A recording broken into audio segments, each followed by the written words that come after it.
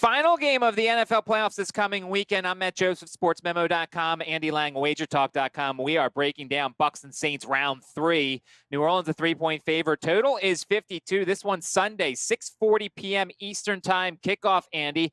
A lot of places to go in this matchup. What are you focusing on?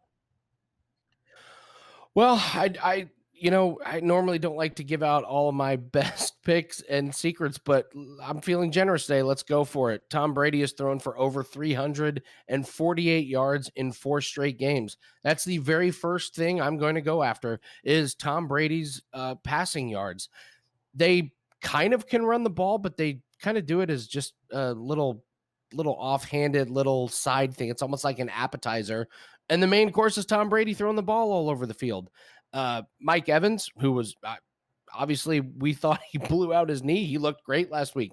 They have Antonio Brown. He looks great. Chris Godwin looks great. Gronk almost had a touchdown pass, which would have cashed for a Gronkowski a TD prop, which I know a lot of people were on. I think you go right back to the Buccaneers and the passing offense. They're going up against the Saints, who I was worried about Kamara coming back from COVID. He looked great. He got 23 carries, so obviously the Saints did not have any worries about his usage. Michael Thomas looked good. Now, granted, they were going up against a Bears team that was really not a playoff team at all.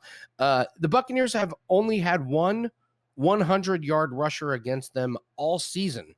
So if we're looking from a prop perspective, I would look at Kamara over only his receiving yards. I don't know how much success he's going to have on the ground. From a side perspective, I find this game to be completely equal. I can't pick a side. I know the line is 3 right now. I think it's crazy that one of these teams is going to be favored by 3 points. I think they're equal. But I will go after this game from a betting perspective with the Tampa Bay passing game. I think they have success against the Saints. Matt, you and I agree and disagree all the time. So I'm curious, what are you looking at in this one?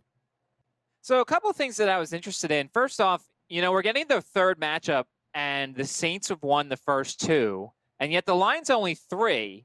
Which makes me think, and I talked about it last week on the video with the Titans and the Ravens, that this is almost a trap line. I've seen a lot of people say I like the Saints, and the Saints looked like the better team last week.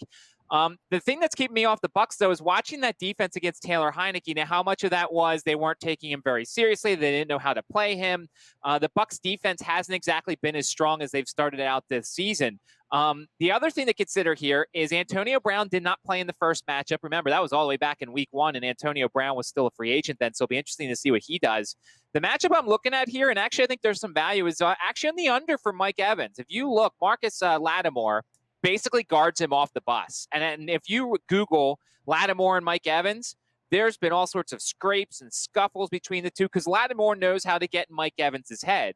And the last 7 times these two have faced each other, Evans has had 45 targets, just 22 receptions, 2 touchdowns total. Now, the yards have been all over the place, 13, 55, 147, 86, 0, 2, and 64. So this could be a matchup where you want to target maybe the receptions under more than the yards under. But Lattimore always knows what to do with regards to Mike Evans.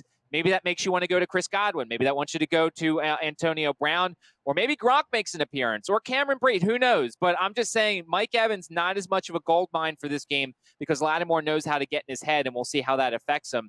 But yeah, you're right, Andy. This line, it screams take the Saints based off of last week. But, of course, why would you take the Bucs, because it's such a short line. So a lot of things to consider here. Probably the props are the better way to go, or maybe you want to tease the Bucs up and give yourself a little more room there. You can find Andy on WagerTalk.com. I'm on sportsmemo.com. Don't forget to do the live odds section of both websites. Fantastic stuff. You get all sorts of odds and a bunch of books and casinos. If you want to see how your game is moving with regards to the spread and the total, go to our live odds page. You can find it on WagerTalk.com and sportsmemo.com. Bucs and Saints closing things out. Thanks for joining us.